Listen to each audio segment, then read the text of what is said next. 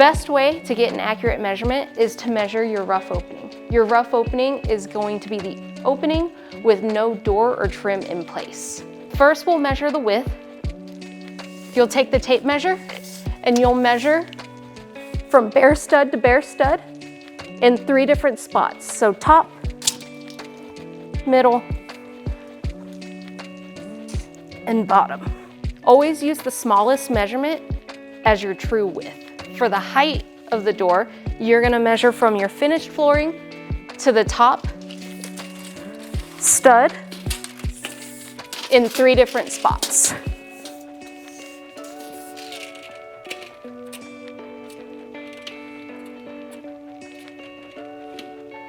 And if you're planning on embedding the threshold into your flooring and running your finished flooring up to it, you would measure from the subfloor to the top stud.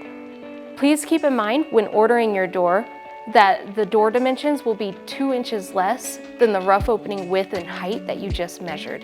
But now that you have your rough opening dimensions, you're ready to order your Murphy door.